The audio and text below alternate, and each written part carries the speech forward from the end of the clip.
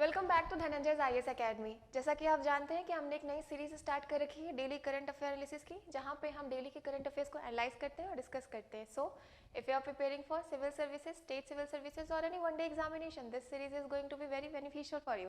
सो start करते हैं आज की पहली क्वेश्चन से। आज का जो पहला क्वेश्चन है ये वो लोग बहुत आसानी से बता देंगे जो मेरी क्लासेस से जुड़े हुए हैं। जो नहीं जुड़े हैं वो थोड़ा दिमाग लगाते हैं। तो क्वेश्चन है कि हाल ही में WHO ने एक कंट्री को मलेरिया मुक्त होने का दर्जा दिया है। अब बताइए किसे दिया है, और वो तीसरा ऐसा कंट्री होगा। चलिए कोई बात नहीं, एलिमिनेट करते हैं पहले, ठीक है। मैंने बताया था हाल में ही तंजानिया के बारे में। क्या बताया था मैंने? कल की क्लास में बताया था मैंने कि हरियाणा में सूरज कुंड मेला हुआ है, जहाँ पे तंजानिया क्या था, पार्टनर कंट्री था, और थीम कंट्री कौन था गुजरात। ओके। फिर यूएस के बारे में भी बताया था। जल्दी बताइए क्या बताया था मैंने? ड्रोन लिया है। 2023 में नरेंद्र मोदी जी गए थे यूएस, वहाँ पे डील साइन की थी। 30 या 31 के आसपास में हम लोगों ने ड्रोन परचेस कर रहे हैं। ड्रोन का नाम बताइए आप, तब तक मैं आपको इसका आंसर बताती हूँ। सी 22 फरवरी 2022 को बहुत सारे वहाँ उस डेट से बहुत सारे डेवलपमेंट होने स्टार्ट किए। वो डेट अहम इसीलिए क्योंकि उस दिन से रशिया यूक्रेन का वार स्टार्ट हुआ। वो वार अभी तक नहीं थमा है, और उसके अलावा बहुत सारी चीज़ें देखने को मिली। क्या क्या देखने को मिली? रशिया यूक्रेन के बाद इजराइल हमास का कॉन्फ्लिक्ट, रेड सी में डिसस्टेबिलिटी। उसके बाद अभी हाल में ही यूएस ने जॉर्डन पे अटैक किया मिसाइल और ड्रोन वगैरह से। क्यों किया? क्योंकि जॉर्डन में यूएस के 3 मिलिट्री पर्सनल मारे गए, और उन्होंने जॉर्डन में अटैक नहीं किया। उन्होंने वहाँ पे एक बेस पॉइंट था जो कहीं ना कहीं ईरान का बैकअप किया हुआ था, उस पर अटैक किया। ठीक है, तो ये सब चीज़ें यहाँ पे हो रही हैं। उसके बाद फिर मैंने बताया था कि यहाँ पे ना पनामा कनाल है जो नॉर्थ अमेरिका को साउथ अमेरिका से जोड़ता है। पनामा कनाल बहुत ही इंपॉर्टेंट है। क्यों? क्योंकि जितने भी कंटेनर शिप वगैरह नॉर्थ अमेरिका में जाते हैं वो पनामा कनाल से होते हुए जाते हैं, बट ये अभी सूख चुका है। तो बड़े बड़े जो कंटेनर शिप है वो यहाँ से क्रॉस नहीं कर पाते हैं, जिसके चलते बहुत दिक्कतें आ रही हैं। अगर अल्टरनेट रूट लेते हैं तो मान लीजिए ये हमारा प्यारा सा इंडिया है, यहाँ से अगर हम ऐसे करके जाते हैं तो रूट बढ़ेगा तो ट्रांसपोर्टेशन कॉस्ट आएगा, तो एक्सपोर्ट का चार्ज भी तो बढ़ेगा।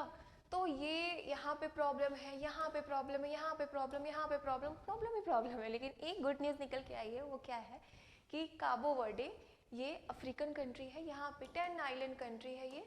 ठीक है, यहाँ पे मॉरिशियाना है, यहाँ सेनेगल है, इसी के यहाँ पे ये कंट्री है। इस कंट्री को WHO ने मलेरिया फ्री होने का सर्टिफिकेट दिया है। तो ये गुड न्यूज़ थी जो मैंने आपको बताया इन सब के बीच में।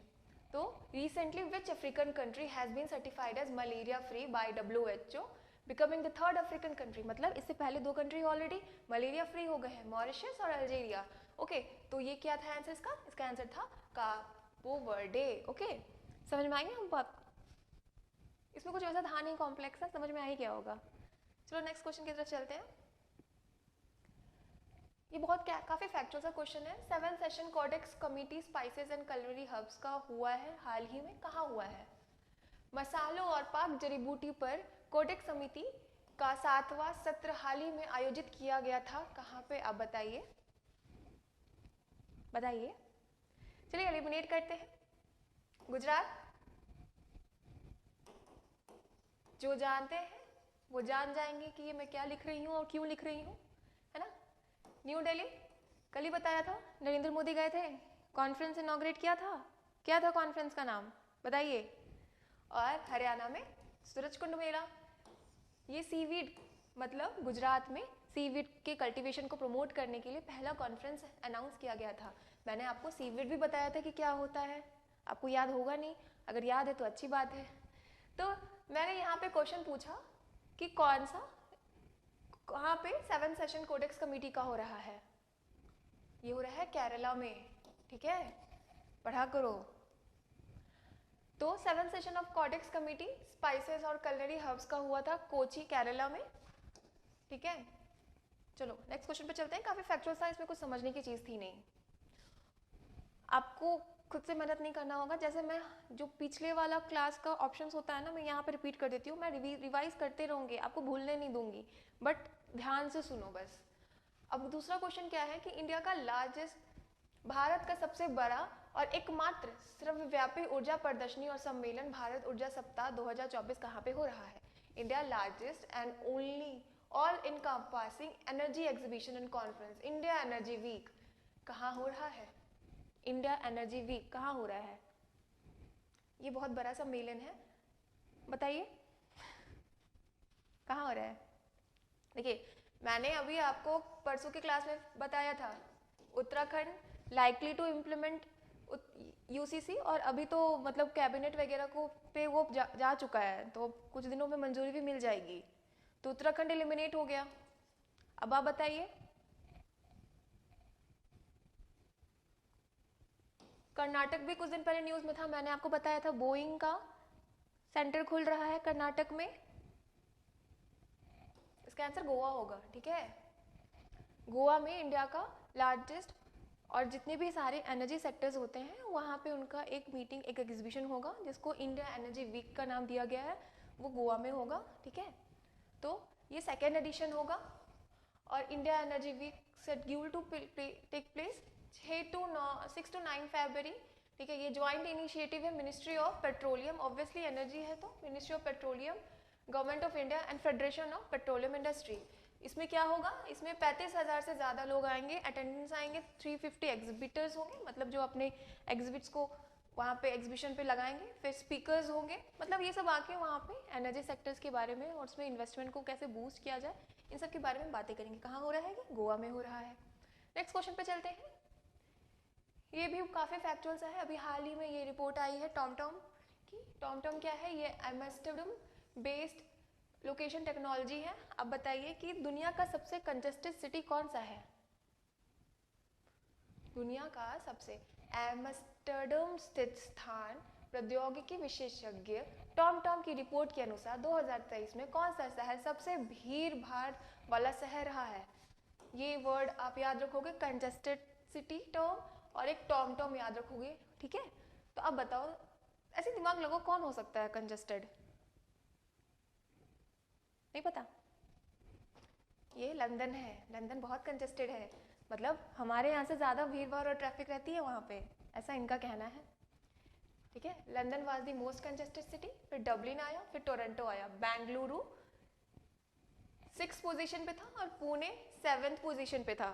आपको इंडिया की याद रखनी होगी, बेंगलुरु 6th, पुणे 7th। मुझे तो अपनी इंडिया की ही बहुत ज़्यादा लगती है, पता नहीं कहाँ से लंदन का आ गया। खैर, ECGC स्टैंड किसके लिए करता है? ECGC ये हमेशा खबर में रहता है, आपको जानना चाहिए कि किस लिए ये है, बताइए। इसका आंसर है export credit and guarantee corporation, निर्यात ऋण और गारंटी निगम। क्या होता है ECGC? जैसे अगर मान लीजिए कोई भी कंट्री चाहती है कि उसका एक्सपोर्ट बढ़े, चाहेंगी ना? बिल्कुल चाहेगी, हमारी इंडिया भी चाहती है कि हमारा एक्सपोर्ट बढ़े। तो एक्सपोर्ट बढ़ाने के लिए, जैसे मैंने बताया कि रेसी में बहुत डिस्टेबिलिटी बनी है, पॉलिटिकल सिनेरियो बहुत अलग सा चल रहा है। मान लीजिए हम एक्सपोर्ट करते हैं, हमने किसी कंट्री में, जैसे हमने किसी कंट्री में अपना एक्सपोर्ट भेजा, ये हमारा इंडिया है, हमने किसी कंट्री में अपना एक्सपोर्ट भेजा, ठीक है। ये कंट्री ये है, हमने अपना एक्सपोर्ट वहाँ पे भेजा। अब भेज तो दिया, अब उन्हें हमें पैसे भेजने थे, वो पैसे भी नहीं भेज रहे हैं। बहुत सारी चीज़ें हो सकती हैं, या तो इनका मतलब मन ही नहीं है पैसे देने का, या फिर कुछ ऐसा सिचुएशन आ गया कि आपका माल पहुंच ही नहीं पाया और रास्ते में ही कहीं खुश हो गया। तो बहुत सारी चीज़ें होती हैं, तो इसीलिए ECGC आया है। ये क्या काम करता है? ये जो भी आपके एक्सपोर्ट मटेरियल है, इस पर इंश्योरेंस प्रोवाइड करता है, समझ में आया? ताकि बिना किसी रिस्क के जो एक्सपोर्टर्स है कंट्री के, वो अपने सामान को एक्सपोर्ट करते रहे। कितनी ईजी सी बात थी, आप नहीं बता पाए, है ना। तो ये इनकरेज करता है एक्सपोर्ट को by providing exporters with credit insurance service against non payment risk from overseas purchase due to economic या फिर पॉलिटिकल रीजन, मैंने बताया था, ठीक है। तो ये था ECGC। ये कब आया? ये आता है मिनिस्ट्री ऑफ कॉमर्स और इंडस्ट्री के अंदर, ये कॉर्पोरेशन आता है मिनिस्ट्री ऑफ कॉमर्स और इंडस्ट्री के अंदर। ये 1957 में आया, उस टाइम इसका नाम था एक्सपोर्ट रिस्क इंश्योरेंस कंपनी, फिर नाम चेंज होते रहा है, ठीक है। तो ये पूरा बात था इसका। चलते हैं नेक्स्ट क्वेश्चन की तरफ। हाँ, करंट अफेयर से ये लिंक इसीलिए था, अभी सोच रही हूँ मैं भी भूल गई कि मैंने ये स्टैटिक पोर्शन यहाँ पे क्यों बताया, क्योंकि हाल ही में ज्वेलरी वगैरह को भी इसके अंडर में डाला गया है। मतलब अगर आप ज्वेलरी वगैरह को एक्सपोर्ट कर रहे हैं तो आपको रिस्क नहीं है, आपको मिल जाएगा क्रेडिट इंश्योरेंस। नेक्स्ट क्वेश्चन पे चलते हैं, काफ़ी factual. GHAR portal has been recently launched by, GHAR portal हाल ही में किसने लॉन्च किया है, बताइए। ये लॉन्च किया है national commission for protection of child right. देखिए इसमें क्या होगा ना, घर मतलब होता है गो हम रीयूनाइट।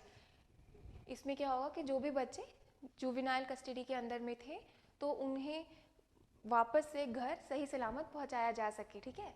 तो ये बेसिकली बस यही एक पोर्टल है, इसमें सारे जो बच्चे हैं उनका ब्यौरा वगैरह प्रेजेंट रहेगा। ये प्लेटफॉर्म है जहाँ पे सारे बच्चों का इंफॉर्मेशन वगैरह प्रेजेंट रहेगा हर डिस्ट्रिक्ट से, ताकि रिपार्टेशन और रिस्टोरेशन का प्रोसेस बहुत इजीली हो सके। मतलब उन्हें उनके ओरिजिनल प्लेस जहाँ से वो आते हैं उन्हें वापस वहाँ भेजा जा सके। तो ये था घर पोर्टल, ये लाया था national commission for protection of child right, मतलब NCPCR ने। था इजी, याद रहेगा। चलो ठीक है। वोल्ट टाइफून हाल ही में न्यूज में रहा है, क्या है ये, बताइए। नाम से लग रहा होगा कोई साइक्लोन वगैरह है ना, टाइफून साइक्लोन होगा, है ना। चक्रवात है, नहीं, गलत है ये चक्रवात नहीं है, बोला जाते हो। ये एक हैकिंग ग्रुप है, बताओ नाम भी ऐसा रखा है हैकिंग ग्रुप ने। हाल ही में यूएस ने इसे बैन किया है। ये नॉन स्टेट एक्टर है चाइना का, जो यूएस के इंफ्रास्ट्रक्चर को डिजिटली हैक कर रहा है और जितने भी क्रिटिकल इंफॉर्मेशन है उसको हैम्पर कर रहा है। क्योंकि यूएस में अभी इलेक्शन आने वाली है, इसीलिए यूएस गवर्नमेंट ने इसे बहुत ही मुश्किलों से बंद किया है। तो यूएस गवर्नमेंट ने रिसेंटली शट डाउन किया है major China backed hacking group dubbed as Volt Typhoon, जो hundreds of routers had been working to compromise US cyber infrastructure. Okay, समझ में आई। चलो नेक्स्ट क्वेश्चन पे चलते हैं। ये बहुत इंपॉर्टेंट है, कोई भी लिंकिंग प्रोजेक्ट अगर आप पढ़ते हो तो आपके लिए इंपॉर्टेंट हो जाएगा। पहला लिंकिंग प्रोजेक्ट क्या था बताइए, दूसरा ये है, पहला केन बेतवा था, ये दूसरा है, ये है प्रभाती काली सिंधी चंबल ERCP, मतलब east Rajasthan canal project link project, मतलब ये इसको इनसे लिंक किया जाएगा, ठीक है। तो हाल ही में राज्यों के बीच संशोधित पार्वती काली सिंधी चंबल ERCP लिंक परियोजना पर एक समझौता ज्ञापन पर हस्ताक्षर किया गया है। किस दो स्टेट में ये किया गया है ये आप बताइए, मैं आपको इसके बारे में समझाती हूँ। देखिए ये मैप है, होप आपको विजिबल होगा। तो ये चंबल रिवर है, इसकी ट्रिब्यूटरी है ये पार्वती और काली सिंध, है ना, इसकी ट्रिब्यूटरी है।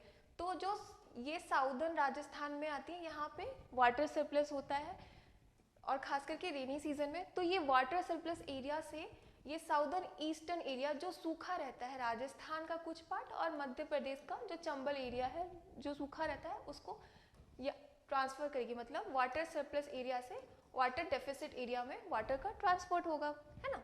काफी इजी था। अब बताइए आंसर, मैंने तो स्पून फीड कर दिया अब तो आपको।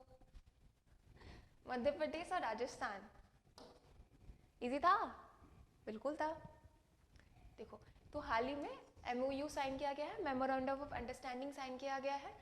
मॉडिफाइड प्रभाती काली सिंधी चंबल ERCP, मैंने बताया ईस्ट राजस्थान कैनाल प्रोजेक्ट, ये स्टेट मध्य प्रदेश और राजस्थान और गवर्नमेंट ऑफ इंडिया के बीच में साइन किया गया है। इसका एम क्या है, इसका एम है कि excess water southern Rajasthan such as Chambal और उसकी ट्रिब्यूटरी जो कुन्नू है, प्रभाती है और काली सिंधी है, जहाँ पे बारिश के मौसम में ज़्यादा पानी रहती है, सरप्लस पानी रहती है, उसको वहाँ से जो सूखा एरिया है वहाँ तक पहुँचाया जा सके। इससे क्या मिलेगा, ड्रिंकिंग वाटर मिलेगा, इंडस्ट्रियल वाटर मिलेगा to 13 district in eastern Rajasthan के 13 डिस्ट्रिक्ट है और मालवा और चंबल रीजन मध्य प्रदेश के। आई समझ, बिल्कुल आई। चलो चलते हैं नेक्स्ट क्वेश्चन की तरफ। ये सेशन का लास्ट क्वेश्चन होगा, 10 क्वेश्चन हो गए आज के दिन के, ठीक है। मुश्किल से कितना 20 मिनट से 20 मिनट लगा होगा मुश्किल से, और 20 मिनट में 10 क्वेश्चन कर लिए। और आपको ही पता है, मुझे ही पता है, नॉर्मल स्पीड पे सुनते नहीं होगे। दिन के इतना टाइम लगा लो, दिन का करंट अफेयर हो जाएगा। फिर एक बार जब एग्जाम आएगा ना तो दिक्कत नहीं होगा मैगजीन रटने में। वो देखने में लगती है ऐसी मैगजीन, पर पढ़ने बैठो ना तो याद नहीं होगा। तो अब क्या है इसमें कि अभी हाल ही में WHO की रिपोर्ट आई है, उसमें कहा है कि 2050 तक कितने पेशेंट कैंसर से पीड़ित होंगे। विश्व स्वास्थ्य संगठन के अनुसार वर्ष 2025 तक कैंसर मरीजों की संख्या में वृद्धि हो जाएगी। कितनी होगी आप बताइए।